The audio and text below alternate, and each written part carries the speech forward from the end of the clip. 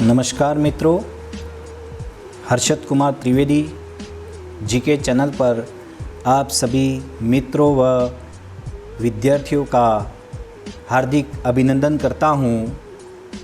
आज एक बार फिर से आपके बीच आने का अवसर मिला है मुझे। आज का वीडियो मुख्यतः रीट भर्ती परीक्षा का एक मोटिवेशनल वीडियो है। जो अभी रीट की तैयारी कर रहे हैं, लगभग आज से 15 दिन बचे हैं और आप सभी की मांग थी कि सर अब क्या करें, अब हमें आप बताओ कि कैसे हम पढ़ें, किस तरीके से इस परीक्षा में हम पास होए। इसके लिए आज मैं आपके सामने ये वीडियो लेके आया हूँ और एग्ज़ाम को किस तरीके से पास करना है। एग्ज़ाम को जैसे मैं आपको बताऊं, रीट भर्ती परीक्षा जो है वो इतिहास की, हमारे राजस्थान के इतिहास की सबसे बड़ी भर्ती है, क्योंकि इस एग्ज़ाम में आज से लगभग 15 दिन बाद 25 लाख स्टूडेंट इस एग्ज़ाम में बैठेंगे और एक बहुत बड़ी भर्ती हैं ये। तो मैं आप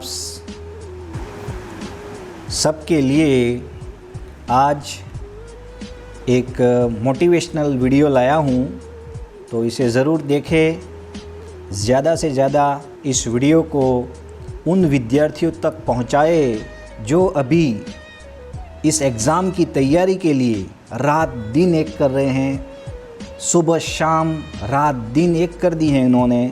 लगभग 2 साल से ये इंतज़ार में बैठे हैं कि कब ये एग्ज़ाम हो। उनकी तैयारी 2 साल पहले से ही कंप्लीट है, आपको पता है। और वास्तव में एक बहुत बड़ी उपलब्धि है ये एग्ज़ाम करवाना। तो मैं आप सबको शुभकामनाएं देता हूँ और शुरुआत करता हूँ वीडियो। रीट भर्ती परीक्षा मोटिवेशन वीडियो में मैं आपको कहना चाहता हूँ कि एग्ज़ाम कैसे पास करना है, ये मैं आपको बताऊँगा। क्योंकि ये तो एक युद्ध है और इस युद्ध में विजयी वही होता है जो क्या करता है, जो क्या करेगा। तो एक उदाहरण देना चाहता हूँ यहाँ पर आपको कि हमारे इतिहास में, हमारे भारत के इतिहास में एक प्रसिद्ध युद्ध हुआ था, आपको पता है। और उस युद्ध का नाम है खानवा का युद्ध। खानवा का मैदान भरतपुर में है और उस खानवा के मैदान में जो युद्ध हुआ था, हमारे मेवाड़ के महाराणा सांगा, जिसे संग्राम सिंह द्वितीय के नाम से जानते हैं, वो, और मध्य एशिया से कौन आया था? बाबर आया था। हमारे भारत पर वो विजय प्राप्त करना चाहता था। एक युद्ध तो जीत गया था, आपको पता है ना। मैंने पहले वीडियो में कहा था एक युद्ध जीत गया था, वो कौन सा? पानीपत का प्रथम युद्ध।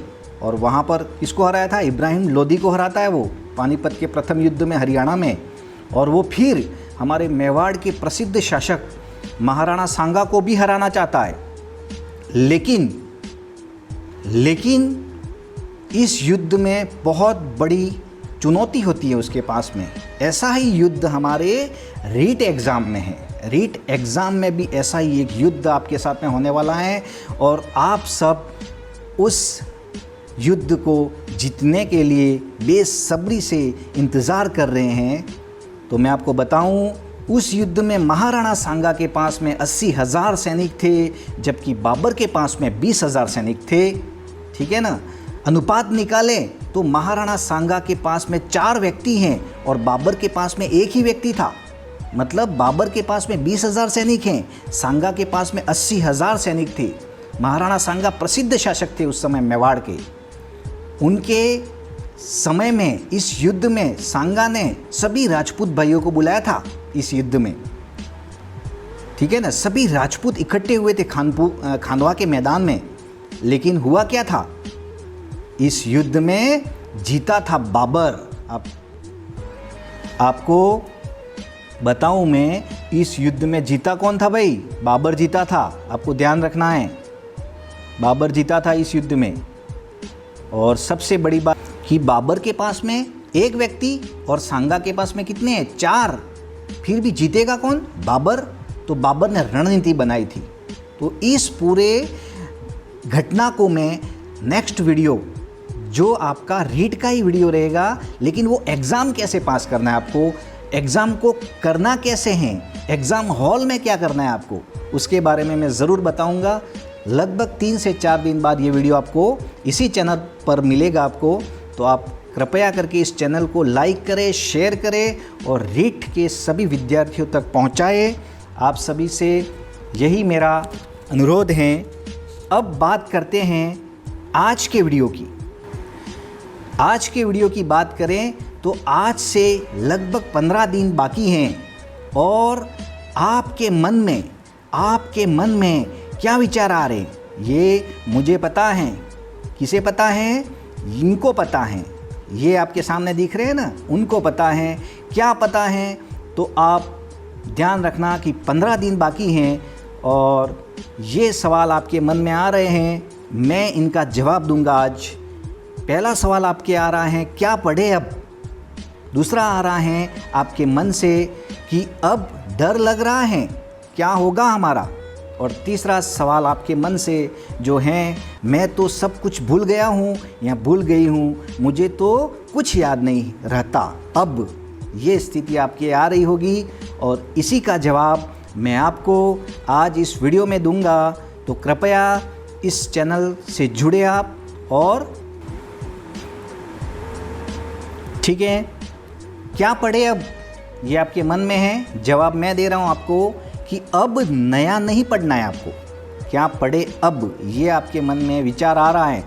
लेकिन तो अब आपको नया नहीं पढ़ना है। जो पढ़ लिया है, जो आपने पढ़ लिया है वही पढ़ना है आपको।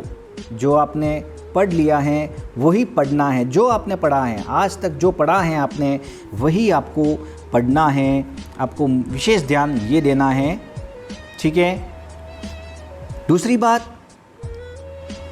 आपके नोट्स आपको पढ़ने हैं।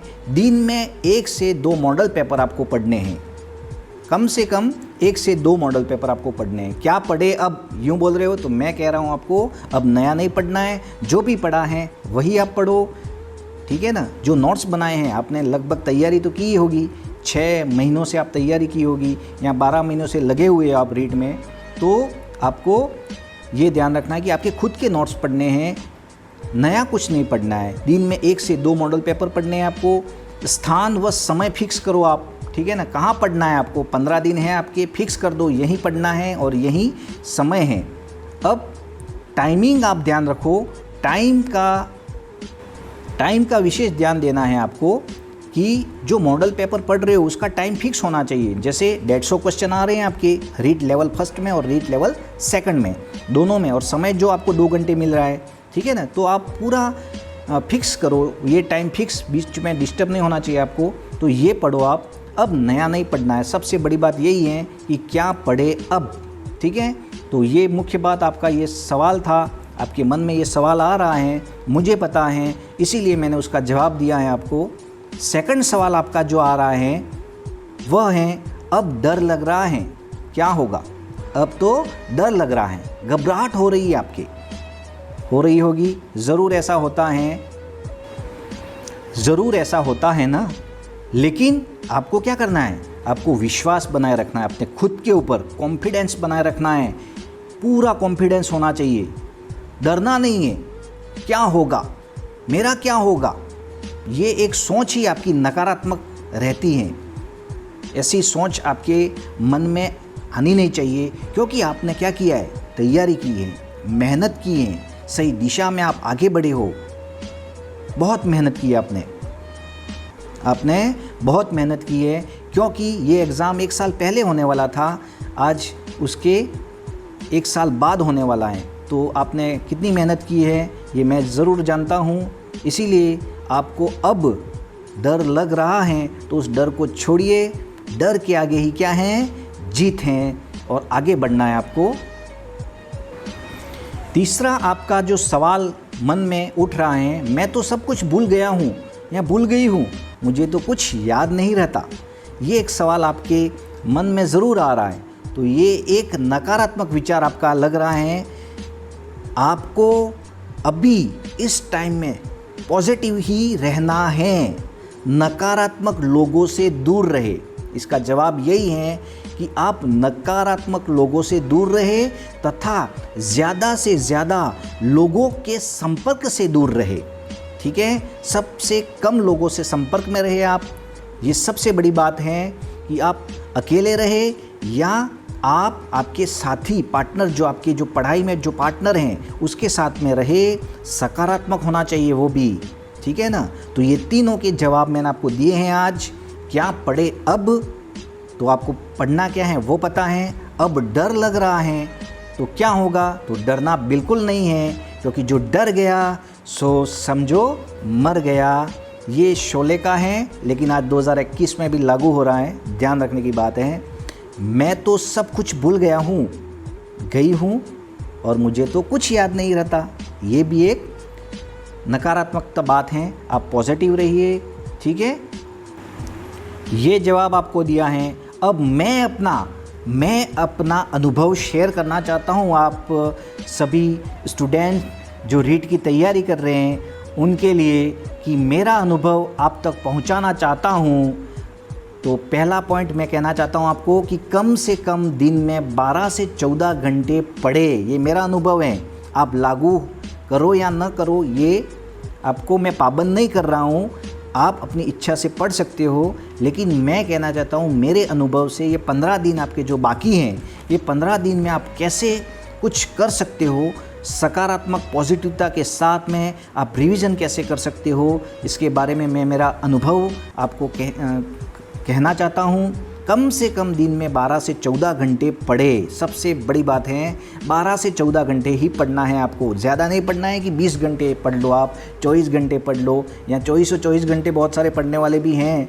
तो ये एक मानसिक तनाव शुरू होता है। कम से कम नींद होनी चाहिए 6 घंटा, 5 घंटा, 6 घंटा नींद होनी चाहिए। तो ये 14 घंटे लगभग पढ़ने हैं, यानी आपके पर्सनल जो घंटे होते हैं लगभग काम काज के आपके, ठीक है ना, वो 4 घंटे होते हैं, और बाकी के आप समझ लो 6 घंटा आप आराम से सो सकते हो। तो 12 से 14 घंटे आपको कम से कम, आज ये 15 दिन बाकी हैं आपको, तो उसमें कम से कम आपको 12 से 14 घंटे पढ़ना है, कम से कम, याद रखना। और पढ़ना भी कैसे है?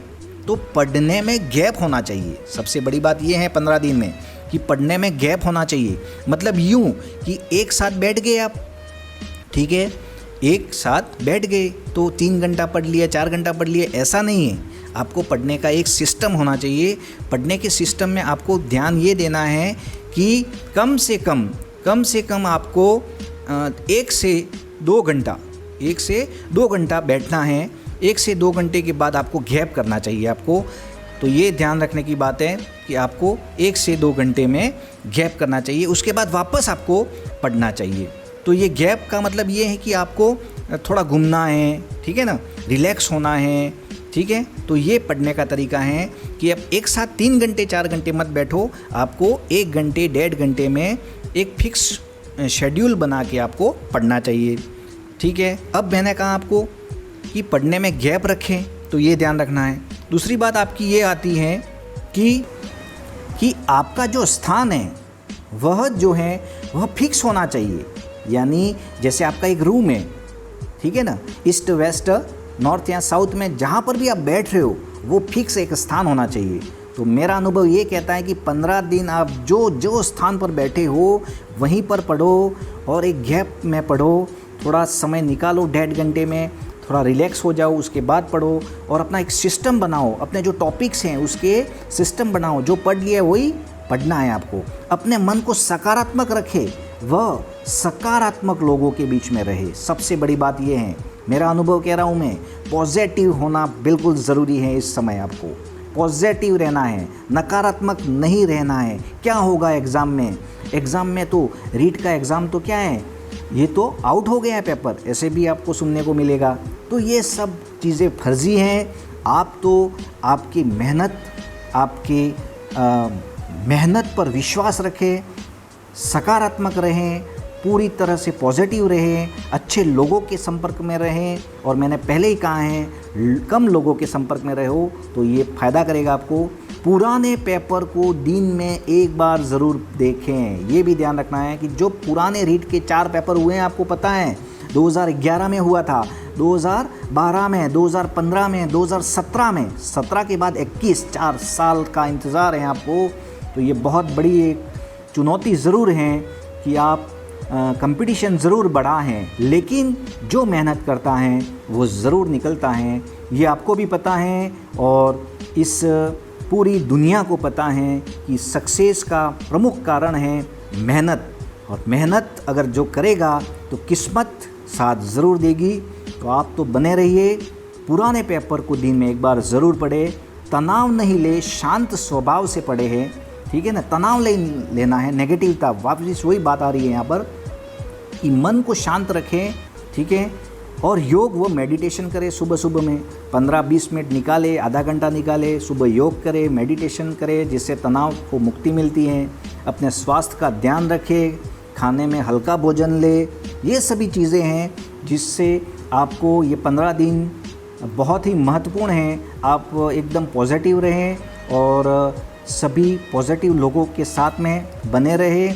मैं आपको एग्ज़ाम में कैसे आपको पास होना है, एग्ज़ाम हॉल में क्या करना है, और आपके जो 150 क्वेश्चन हैं वो कैसे करने हैं, क्या तरीका है आपको वहाँ तक जाने का, सेंटर में कैसे जाओगे आप, सेंटर में क्या करना है आपको। 2 घंटे का जो खेल है वही तो आपकी ज़िंदगी बना सकता है। ये 2 घंटे का जो समय आपकी लाइफ में इतना परिवर्तन लाएगा कि आपकी जीवन में बहुत कुछ परिवर्तन होगा। तो ये 2 घंटे का जो खेल है, जो युद्ध है आपका, जो खानवा का युद्ध जो बाबर जीतता है सांगा से, महाराणा सांगा से, ठीक है ना। 80,000 सैनिक सांगा के पास में रहेंगे, जबकि बाबर के पास में 20,000 सैनिक रहेंगे। फिर भी जीतेगा कौन, जीतना कौन चाहिए। सांगा 4 व्यक्ति हैं और बाबर के पास में 1 ही व्यक्ति है, फिर भी बाबर हार नहीं मानता है और रणनीति बनाएगा वो और जीतेगा उस युद्ध में। और महाराणा सांगा को उस युद्ध में हार का सामना करना पड़ता है। आपको पता है ना, इस युद्ध के बारे में मैं बताऊंगा आपको। रणनीति बनाता है ना बाबर, तो आपको भी इस 15 दिन में रणनीति बनानी है, और किस तरीके से बनाना है, क्या पढ़ना है, वो आपको मैंने बता दिया है। और मैं आपको बताना चाहता हूँ कि एग्ज़ाम में कैसे आपको पास होना है और वहाँ का सफ़र किस तरीके से आपको पूरा करना है, उस सफ़र के बारे में मैं आपको जल्दी से 3 दिन बाद, यानी 3 से 4 दिन बाद मैं आपका ये वीडियो बनाऊंगा। एग्ज़ाम कैसे पास करना है, एक वीडियो रहेगा आपके लिए। तो ये आप सबको मैं ये कहना चाहता हूँ कि हर्षद कुमार त्रिवेदी इस चैनल को आप लाइक करें, शेयर करें, ज़्यादा से ज़्यादा अपने लोगों तक पहुँचाए, आपके ग्रुपों में पहुँचाए, आपके सामाजिक ग्रुपों में पहुँचाए, आपके सभी स्टूडेंट्स जो आपके टच में हैं, जो तैयारी कर रहे हैं, जो मेहनत कर रहे हैं, जो बच्चे कुछ न कुछ करना चाहते हैं अपने जीवन में, उन तक ये ज़रूर आप इस चैनल को ज़रूर पहुंचाए और लाइक करें, शेयर करें। अधिक से अधिक कमेंट्स भी कर सकते हैं। आपको कोई पूछना हो तो आप मेरा व्हाट्सअप नंबर भी यहाँ पर दिया है, 9828146525 है मेरा व्हाट्सअप नंबर। और आप सभी को मैं कुछ कहना चाहता हूँ रीट के विद्यार्थियों के लिए कि राह संघर्ष की जो चलता है वो ही संसार को बदलता है। जिसने रातों से ही जंग जीती हैं, सुबह सूर्य बनकर वही तो चमकता है, ठीक है ना। सुबह सूर्य बनकर वही तो चमकता है। बेस्ट ऑफ लक आप सभी को। अगले वीडियो के लिए आप तैयार रहे। जय हिंद, जय भारत।